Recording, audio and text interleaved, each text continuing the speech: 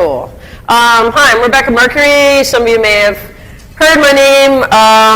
I'm someone who's been interested in election systems since 1989. I've been doing research on voting systems since that time.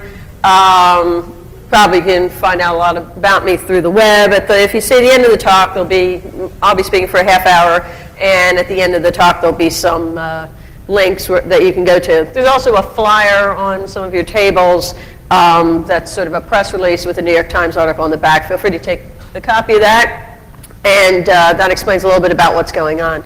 So today I'm here to talk about managing election data, and in particular, I want to talk about my analysis of the California recall election. You may recall, last fall when they had that election, it was fairly controversial. It was controversial in a number of regards, and then following the election, the analysis of data came out. There was a couple of independents, such as myself, who were dumping down the data from the Secretary of State's website, and then we were providing our analysis to organizations like the Associated Press, where it was subsequently misquoted and used in a variety of dastardly, that's a new word, dastardly ways, in which it has still been continuing to propagate. Just the other week, just actually a few days ago, I saw it misquoted again, and this information has been misused in a variety of ways that I will explain, and there is an agenda afoot as to how this data is being misrepresented by the major press organizations as well as by vendors and election officials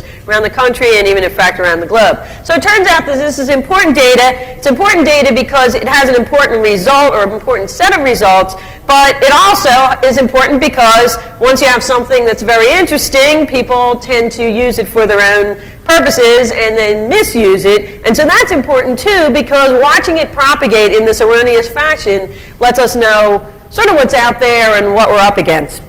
In any event, so I'm going to be speaking for about a half hour, and then Beth Harris is going to speak, and then we'll take Q&A, so it should be an interesting session. Let me give you a little bit of history about California recalls. They actually do this quite a bit. They've never done it for the governor before last year. That was the first time they ever did that. There's usually a lot of attempts to do this, to recall the state elected officials, but only 8 actually have been successful in proceeding to ballot, and of those, only 5 were actually successful. So California has a long history of this, but not a tremendously successful. It's sort of more like a gnat, sort of a nuisance type of thing, but that's basically what they do out there. These are the types of machines, the types of voting machines that were used in the recall. Most of the information that I've given you here is on the Secretary of State's website. I'd be happy to provide this data for you if you need it for any particular purposes, so feel free to contact me. But basically what you can see there is that they were using a variety of different machines. Different counties were using different types of machines, and the punch cards, which a lot of people were trying to get rid of after the 2000 election, thinking that they were really bad and had all sorts of problems with them. It's not necessarily the case, but they were trying to get rid of them. Those are still actually being used. So if you look at the light blue ones, those are the data vote punch cards, and the data vote punch card is a very interesting type of punch card where the chad is actually sucked out by the voting system. So there's no hanging chad, or there's very little of it because it's sort of a chad sucking machine. And interesting results with regard to that. And then if you look at the dark blue, there's 7 counties that was using that, including the very populous Los Angeles. And Los Angeles that's a huge amount of voters, almost 2 million voters down there. And they were trying to actually get rid of the punch cards prior to the election. They were using the infamous votomatic punch cards with the hanging chad. And there was also issues and questions as to whether it would be fair to allow them to use this in this very important recall election. So as you imagine, lawsuits ensued and that sort of stuff. The 4 counties in orange are the ones that are using touchscreens. And we like to refer to them as unauditable voting systems. They do not have any way of doing an independent recount of the ballots that were cast. You can get a reprint of totals that you seem to see out of the voting machine at the end of the election day. But there really is no way to do an independent audit of that, devoid from the equipment, machinery, and software that's provided by the vendor. So the 4 counties in orange were the ones that we had some concern about. Strangely enough, there's even hand-counted paper ballots in some places, and but just in 1 county. And then most of the counties, 34 of the counties, were using the optically scanned ballots, which are similar to doing sort of SAT type of test type of thing.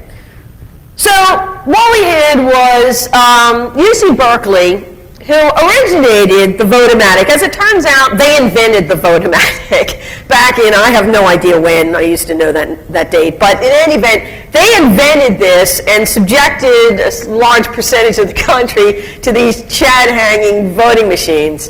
And now at UC Berkeley, they have a professor by the name of Henry Brady, who makes it his business to go around when he's called to testify to say that these machines are bad. So I think it's sort of rather interesting that UC Berkeley has given us both ends of the spectrum, and he's been testifying largely in behalf of the American Civil Liberties Union in California, and recently there's an Ohio lawsuit that's been lodged by the ACLU, and they seem to think that if minorities, in other words, precincts that have these Votomatic machines are generally not as wealthy populations in those areas, and if minorities use these machines, despite the fact that they've been used for many decades, that their votes are going to be lost at some sort of higher rate than using any other type of voting machine, in particular, extremely expensive newfangled computers.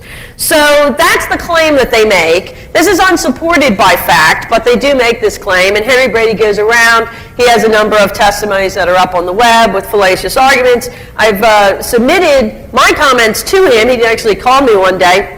I sent him email with multiple pages of comments, to which he has never replied. So I find it very interesting that this is what's going on. I should tell you, the ACLU, if you are a card-carrying member, it's not entirely bad. If you're a member of the ACLU in Florida, they actually are opposed to these types of machines down there. So the ACLU has its own sort of weird way of doing things and deciding what is good and what is bad.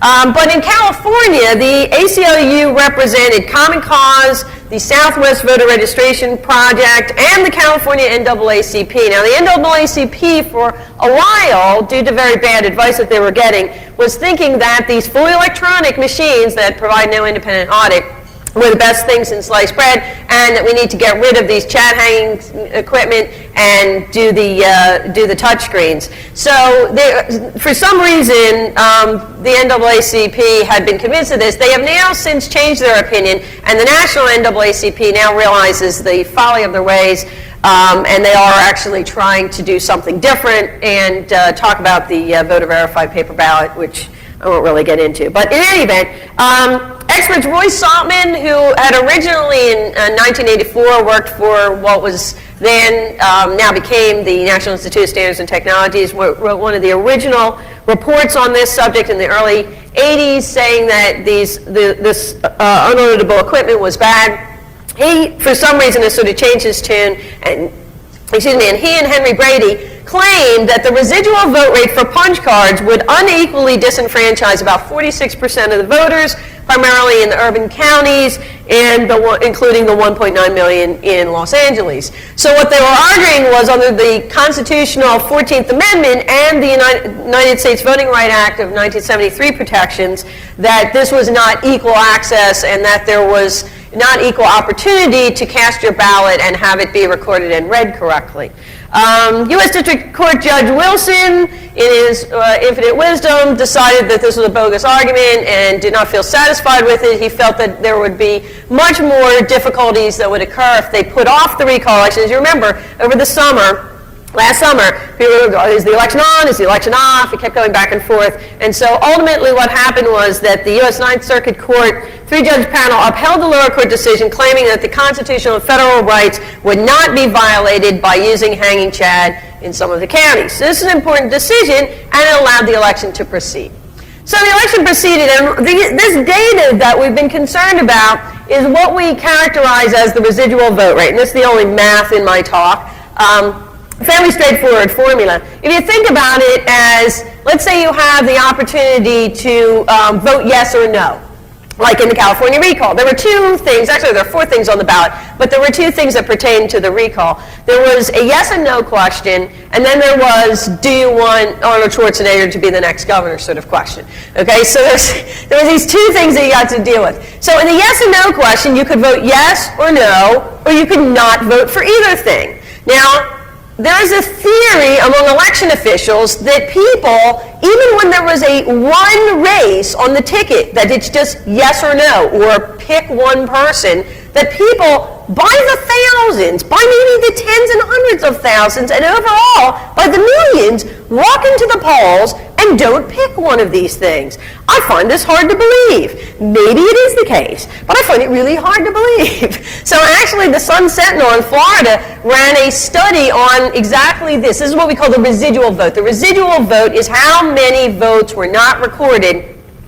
for any of the choices in that particular thing. Now, you can maybe imagine if you had multiple things to do, like 3 or 4 things to do, you might not want to vote for one of the things. But if there's only one thing to choose among, why would you bother going into the polls to even bother if you didn't intend to vote? But we have been told, even in court, that there are a lot of people that like to exercise that option. I think it's ridiculous, but that's okay. That's their opinion, and I have mine. But in any event, that's the metric that we're dealing with, because unfortunately we don't have a none of the above. We should strangulate people and force them to stay in the polls until they actually choose the yes or the no. But unfortunately, we don't have a none of the above choice, which allows them to prove that they really didn't want to vote for anything and then allow them to leave. So we have this thing called the residual vote. And it's not an appropriate metric. So we're talking about a bogus metric to begin with. That's why we're sort of in the session on doing data analysis, because it could be a deliberate skip by the voter if we believe that theory, which we call an undervote. They have deliberately chosen that. Or the voter could be completely confused. They walk in, they're somewhat amazed by the whole voting situation. Their instructions were bad. They might have voted for 2 things. They might have voted for yes and no, and that's called an overvote. So that's, again, confusion there. Or, what I believe, there could be equipment malfunction or some sort of defect. As it turns out, the ballot scanning ones, the ones that did the optical scanned ones, in California, weren't recognizing gel ink pens. So if you happen to come in, they don't give you a pen. You just sort of pull your own pen out of your pocket. And if you happen to use a gel ink pen, it was just not counting those votes. So this, in my opinion, is an equipment malfunction, some sort of defect. Chad, if you punch through the Chad didn't come off, then that could be you could consider that an equipment malfunction. We also have ballot box tampering. People believe that people take these Chad hanging cards and then punch extra holes in them, thus voiding those ballots, making them overvotes, or stuffing Chad back in. I mean, all sorts of weird things that you do, or just swapping cards. And then we have what we're calling these fleeing voters, people who come in, just completely can't deal with it and then leave. I actually have to tell you, I worked as a poll worker for close to 20 years, like 10 years in Pennsylvania and then another 10 years in New Jersey. And only in one time did I ever see a voter actually flee prior to casting their ballot. It's really strange. So, but in any event, they say this is happening in massive droves of numbers. What we know is that when we compare all equipment, actually, there's always undervotes. Sometimes there's more votes than there are the numbers of people who actually signed the book to say that they were voting at the election. But that's really rare, and in those cases, we know that something weird definitely did go on. Shouldn't be more, but usually the numbers never add up to 100%. Typically, the number is around 3 to 5% residual vote rate for most elections, irrespective of the equipment that's used. So that's the metric that I'm dealing with. I agree it is a flawed metric, but unfortunately, that's what we're dealing with. So we did have to use that data. So here's the data that we collected. Of the eligible voters, 21.8 million, 43% actually did go and vote. Of the number registered, though, only 15.3 million are registered, and of that, 61% voted. California has, interesting absentee ballot laws. And so you can declare yourself a permanent absentee voter in California, and so a lot of people do that because they just don't want to go to the polls for whatever reasons, and about 30% of the vote cast was absentee. So even though we're counting these numbers, we really don't know. It's never separated out into the actual equipment and the ones that were counted by absentee. It's all glomped together. They don't give us good breakouts. So that sort of corrupts our data too. So we have to assume that there could be some skew, because even in the ones that were using touchscreens, 30% of the people approximately were also using paper ballots. So anyway, so there's other issues with regard to that. So how were these vote totals reported? Within minutes. Now I'm out on the East Coast, okay? So I'm on the East Coast, and it's like 8:05, okay, on your time, or in West Coast time. So on the 11 o'clock news, they're reporting that Schwarzenegger won. Now, how is that possible? It's not at all possible. What I believe they did was California law allows them to start processing the absentee ballots as early as 7 days prior to the election. They're not allowed to release those totals until 8 p.m. on election day. So my belief is that they started processing the absentee ballots, went through election day, maybe they even had them done before election day actually occurred, but at 8 p.m., the numbers, the estimates that they released, I believe, were the absentee ballot totals. No way to really know. They were giving those as estimates, exit polling estimates, which we never have any evidence that exit polling is actually really done, but that's another story. But in any event, that's how I believe they came up with these results. There were some 2.2 million absentee ballots that were turned in prior to election day throughout the state. Representing, that percentage of some 3.2 million that were distributed. Now, as I was watching this, so one of the great things I love to do on election day, or election night, and into the morning of the next day, is start watching these returns come in on the internet. And they change hour by hour. Sometimes they go up, sometimes they go down. It's all sorts of really strange things. We're not talking percentages, we're talking number of votes. How come a place had 1 million votes counted and now they have 800,000 votes counted? Very strange. But in any event, I like to watch these things, and I sort of record these as the day goes along. And what happened was that Alameda had some problems scanning their absentee ballots, so they wound up reporting very late. The totals weren't really done until around 4 o'clock, something like that, on the next day.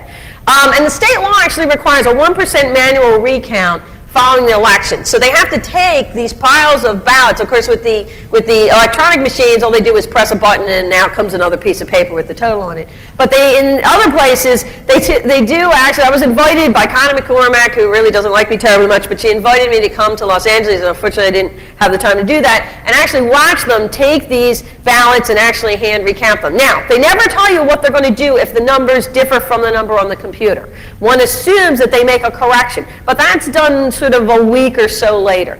Now, the totals that I was using were the official totals that were reported by the Secretary of State. My original estimates were from those election day reporting results, and then I have corrected them. So the totals you're going to see here are the ones from the corrected totals. Who knows what, but whatever, something, whatever was posted as the official results by the California Secretary of State. Now, what's very, very interesting is that due to Bev Harris here, in large part, it was subsequently revealed that all of the counties that were using Diebold vote casting and counting equipment, this is including, thank you very much, this is including the touchscreen machines as well as the optically scanned machines, they had used state and federally uncertified software. So there's a complete screw up there on the part of the vendor. Whether it was deliberate, we don't really know. But basically what happened was that there was equipment that really was not set up the appropriate way. Lots of other things, as you can see, as far as security controls. We're not going to get into that.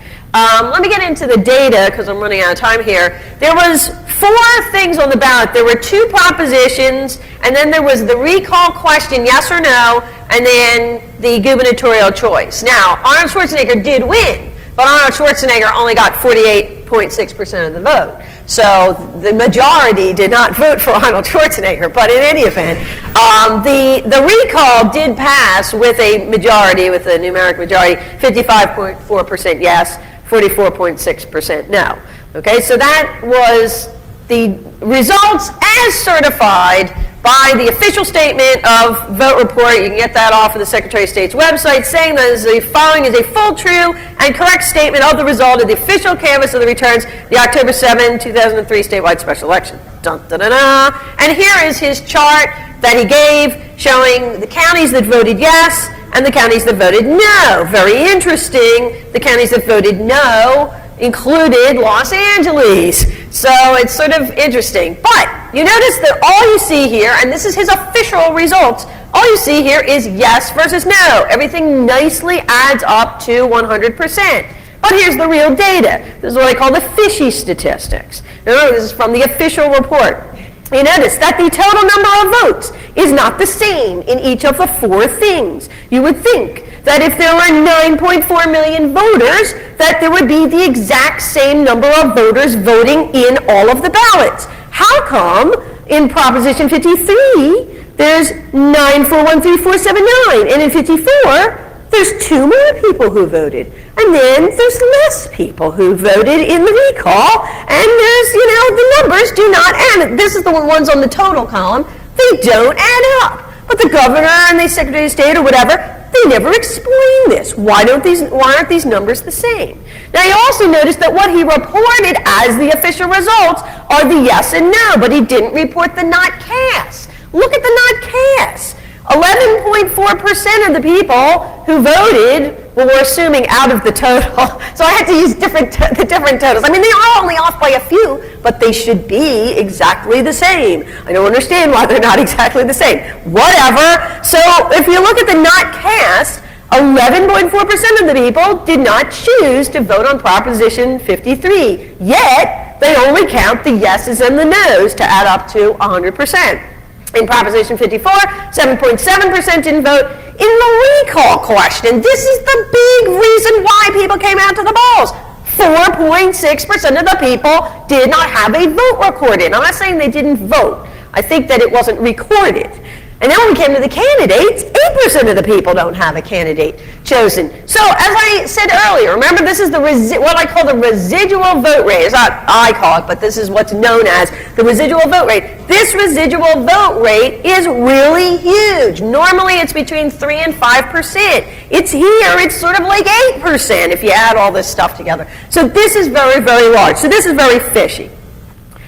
Now, there were some places that didn't report any residual votes at all. Do we really believe that their machines are so accurate? Or is it in fact the case that they just didn't report it? As it turns out, you're not required to report your residual votes. So if you had you could have 20% residual votes. You could just say, here's my yeses and here's my nos, and that's the totals. So, strangely enough, these places that reported 0 votes not cast on the recall question, remember the recall question is the yes no question, they all happen to be debold systems.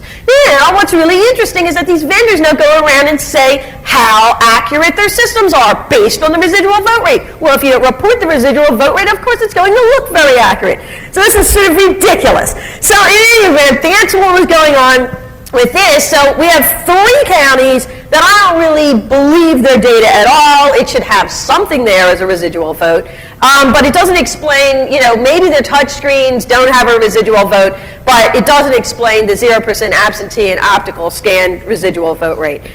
There was a poll that was taken by Edison Media and Mitofsky, and their exit polling indicated that 2.6% of the people who voted and then answered the polling question, they said that they did intentionally undervote. So that's still far lower than the 4%, the 8%, So what's actually going on here? We don't know. This is the explanation that Kevin Shelley gave Anthony Argyro when they wrote there were some emails written, and the Secretary of State said, if the county reports its total ballots cast as the sum of votes cast for all candidates or the yes-no proposition vote, the resulting ballots not cast number is 0. And no, the counties are not required to report under or over votes at all. Hence, the use of the residual vote rate in California and maybe in other states as a determination of system accuracy is entirely moot, not to mention bogus. So this is ridiculous. And now we're basing lawsuits on this, and we're buying millions of dollars worth of equipment based on this residual vote rate. I'm really cracking Paris up here.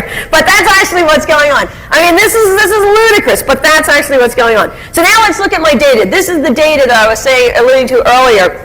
This is the key part of my talk. This is the data that's been misquoted all over the place. So take a look at this chart. Okay, here we have the recall question, which is the yes-no question. That's the leftmost two columns. Then we have the candidates question, which is the gubernator question. And then we have the average. Okay, now let's take a look at this. What do we see here? We see that in the recall question, the very, very best system appears to be the touch screen. Okay, it seems to be the touchscreen with a 0.73 residual vote rate, the Diebold AccuVote TS. Okay, and the second best appears to be the ES&S Eagle with a 1.87, this is percentages, percent residual vote rate, number 2. And number 3 is the DataVote, that's the Chad sucking punch card, the DataVote punch card. So wait a second, I thought they said we were going to replace these with touchscreens because they were better. In fact, they're really not all that much better. And in fact, you can make optically scan that's almost as good, and you can have punch cards that's almost as good. Now here it gets very interesting when we go over to the candidates. The Diebold, and by the way, Diebold publishes just that first column. We also have a number of people, Ted Selker from MIT. We have a member of the disabled community by the name of Jim Dixon who go around giving out the first column from my data that I published.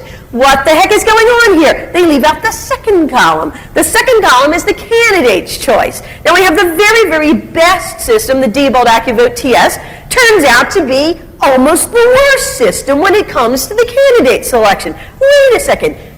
When they're choosing yes or no, it seems to not miss very many votes. When they're choosing the candidate, it loses almost 10% of the votes.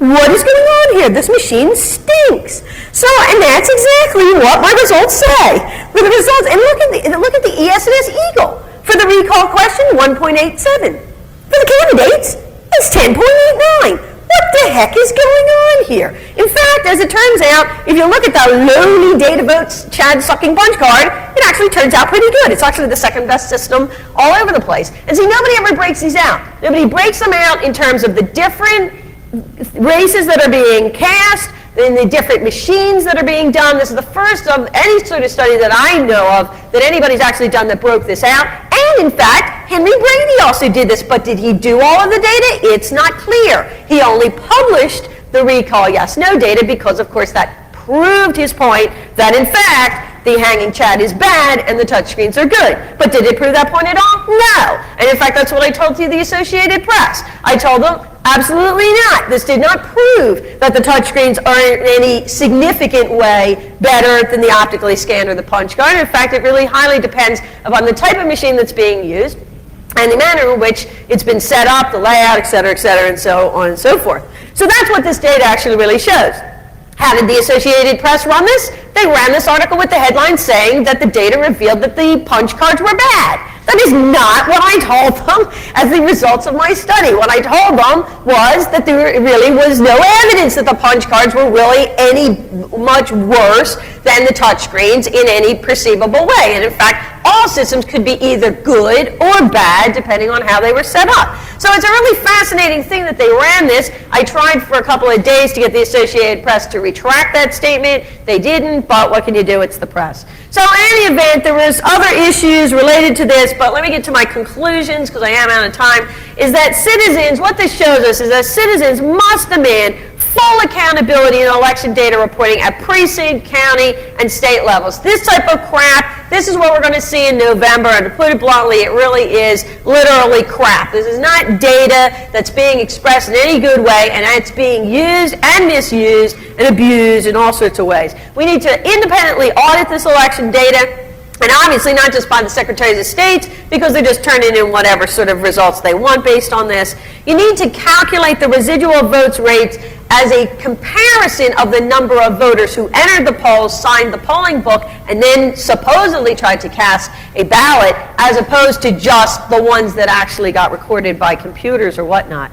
And then we should look at statistical outliers like we do in any other scientific endeavor, and we should direct that towards the cause. We should try to figure out what's the cause of these missing votes. The California recall data really confirms that the election data can be manipulated to make it appear that some systems have lower residual vote rates than others, and I believe that is actually what is going on, and my data proves that, and I hope that you all spread the word on that. and let people know about it. I do have a challenge that is out, and at the end of the talks, I will give details about that. But here's my information thing, and there is a handout about testing of voting equipment, an article from the New York Times. On the back of it is my challenge that I'm issuing at this conference and also at DEF CON. So I'm going to relinquish the microphone now to Bev Harris, who has done tremendous work in this field in ferreting out all this information, and she's going to speak, and then we'll answer questions, and I'll talk a little bit about the challenge that I'm issuing out. So, you ready? Okay.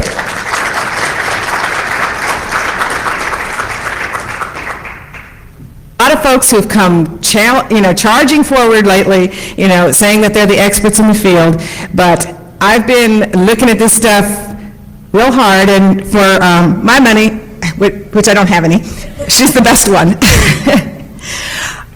If you think that was disturbing, I'm going to tell you some stuff that we're really finding, and I got to tell you, everybody needs to grab an oar and row, because we're in trouble. I didn't just write this book, Black Box Voting. What I did afterwards was I gave all the rights to the book and everything that I've made on this over to a nonprofit corporation, which I don't control, but I'm employed by. It's called Black Box Voting, and it's the first independent, publicly funded consumer protection organization for elections. And what we do is also has not been done before. We take voter concerns and complaints and go to that location and investigate and find out what the heck happened. One of the people who's done research with me who is just outstanding is Andy Stevenson. Andy, are you in here? Probably not, probably getting breakfast. But at any rate, he and I, in the last month, have gone through 18 states, going and investigating specific things that happen. And I'd like to just give you a few minutes to see the state that we're really in. I've been called an alarmist, but I'm the person who's out on the front lines talking to election officials, poll workers, election judges, and voters. And what we're looking at is real. What we have is poorly designed software, which is inadequately tested, and they don't even use the tested version, that is implemented with inadequate procedures, which aren't followed. And afterward, everyone covers their ass. Let me give you examples from going to the places and looking. We've all talked about the software, but let's talk about the testing. Much of the testing now understand that in voting, you all vote at remote locations, the polling place, and it all comes into the mothership, the central tabulator, which takes all that data and adds it up. If you were going to tamper with an election, would you run around and tamper with 4,000 individual touchscreens, or would you go to the mothership? That's called the central tabulator. That's what we're most concerned about. The person who tests the central tabulator is from Cyber Labs, which is an independent testing authority. They call themselves an ITA. You constantly hear people say it's tested by this ITA, it must be okay. You ask questions, you find it boils down to one guy, Sean Southworth. Looks a little bit like Joey Buttafuoco. He's never given his resume to anyone. He doesn't say what he does. He has refused to answer the California Secretary of State and the New York Times. Shortly before the 4th of July, when his secretary was gone, Andy Stevenson and I walked in, got the first videotaped interview of Sean Southworth. We got a 1-hour interview in which his own words blow the socks off of any idea that we had the certification does anything worthwhile. Let me give you his answer to a specific question I had about certification of the central tabulator. I'll give you a couple. I said, Sean, you certified the Diebold software that, according to the SAIC report, had 326 security flaws, 328, 26 deemed critical security flaws. Were you just having a bad day? He said, I didn't certify that software. They tested something that I never looked at. Now, that's an absurd answer because that software had been used for years, and his signature is on it. I said, how do you know what version they tested? It was redacted out of the report. He said, I don't know because I never saw the software. I said, well, how do you know you didn't test it? I didn't test it because they found flaws. Here's my favorite answer of all. Sean, in the central tabulator, why did you certify a system that allows large numbers of minus or negative votes to be inputted by the county registrar? He said, that's not relevant. I said, why isn't that relevant? Because the vendors don't like it if I put negative numbers on their report. Now that is foolish in two ways. One, it doesn't answer the question, and two, why is he caring about what the vendors have to say when he writes his report for certification? I asked him that. He said, well, if I don't write what the vendors like, they won't keep hiring me.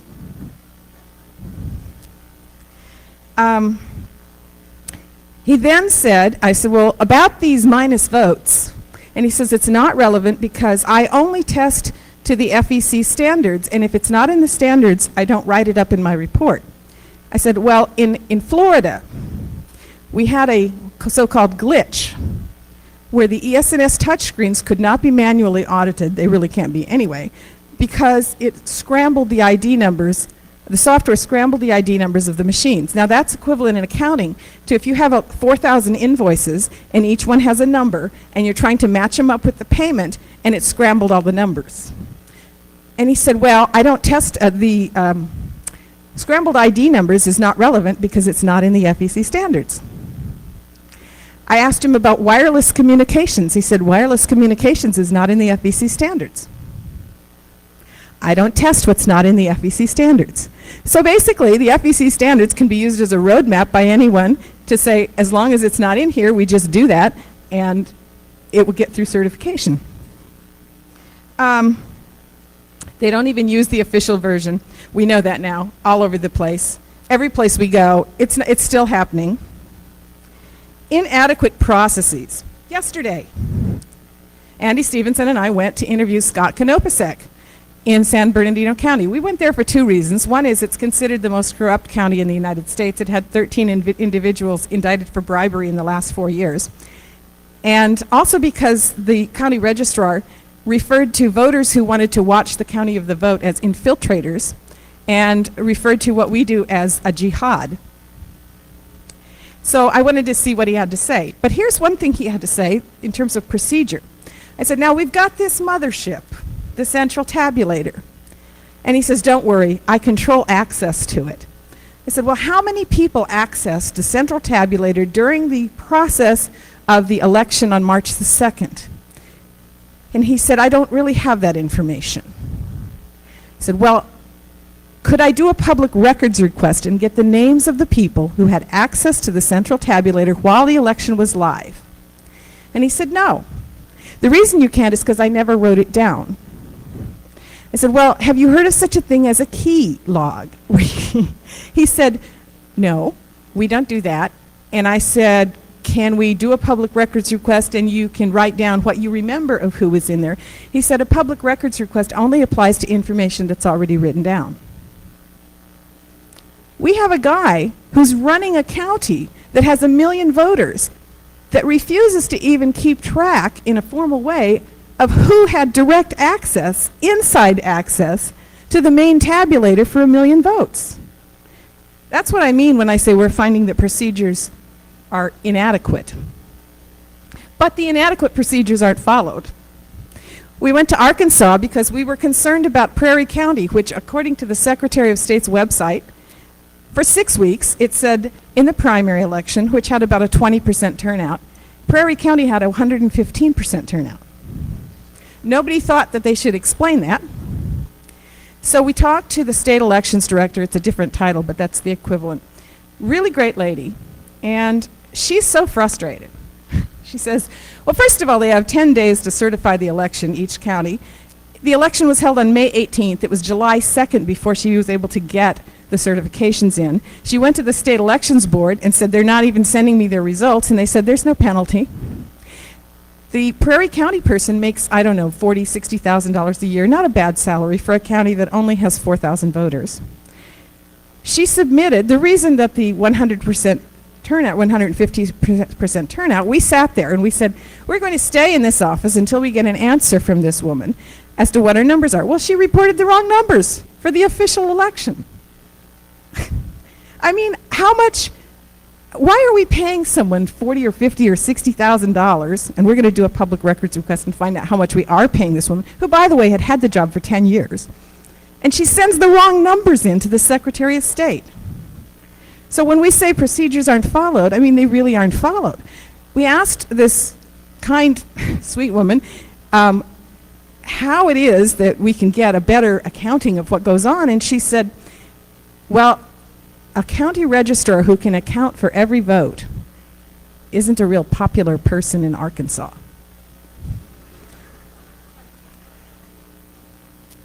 Afterwards, you see all these problems come out, and the cover your ass mode is amazing. You as computer people need to get to the press and tell them when they put a ridiculous response in there. In Alabama, in the June election, they had some votes come in, and then a week later, 300 more votes showed up. They said they had been stuck in the modem. Now, I wonder what the sound is of a vote coming out of a modem, you know. Is that what it sounds when it tumbles out of the modem a week late? It had been in there, just stuck.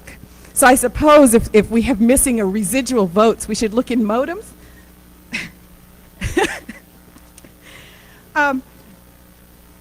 You as computer professionals are not going to be able to solve the immensity and the breadth of this problem all by yourselves. You got to grab an oar and row at what you can do best using your common sense. But we do need to think of a couple things. We need to retain public policy, which makes our government of the people, by the people, and for the people. We can never have a situation where we have just computer professionals who are telling us how our voting system is going to work. If Andy's 84-year-old mother can't understand how it works, it's not good public policy. There's no reason we have to make it complex and change everything so that only a few people can understand it. We need to work with accountants, not just computer scientists. I've been saying this for a while, and the reason is because accountants are used to seeing how to prevent fraud. They work with procedural stuff. And let me give you an example of why this is so important. Recently, we had a computer scientist of great fame in the voting issue explain why there could be a possibly good reason to have a double set of books, which actually it's a triple set of books that's in the GEMS Diebold Central Tabulator. Well, there could be a good computer reason, but there is never a good accounting reason. And the reason is because the first thing an auditor who has an accounting background will look for when they're looking for fraud is a double set of books. You can't have it because it's used to manipulate. You know, there's certain things that you want to take out for procedural reasons because they're so frequently used to manipulate. But because there hasn't been enough input from the accounting profession, we're going along reinventing the wheel. Accounting is not just money. You use accountants to count the points for Miss America. Accountants set up checks and balances for the lottery. What they do is deal with counting and checks and balances to make it hard to cheat. The other reason that we can't just depend on the computer profession is because of human factors that I consistently see are not taken into account. For example, we're computerizing the voter registration system into new statewide computer databases. Nice idea, lots of advantages. Human factor. In Everett, Washington, the Diebold printing plant, they put the entire voter registration database in an 056 file, which also included 1.4 million social security numbers, on a laptop, which was then stolen by a temporary employee. If that was sold on the black market, that would be identity theft for 1.4 million people, because some company hired a temp who stole a laptop. Human factors. That's the kind of reason we need to bring lots of people from different backgrounds in when we're designing a system. Human factors. absentee and optical scan ballots. San Diego was not permitted to use its flawed touchscreen machine, and so they all are going to absentee ballots, or they're going to optical scan ballots, I should say. Well, guess what? It's all Diebold optical scans, and I know I need to quit, but the printing plant is going to have a strike, or maybe will, only has the capacity to print 4 million, they need to come up to 12 million, and they've let go half their staff now. And they don't know how they're going to print all those ballots, so there may be a meltdown because we went to paper. So we need to bring in a few more people, I think, and start to create what we want, and then from there on we can fix it. I'm going to end it here because I know we're running out of time.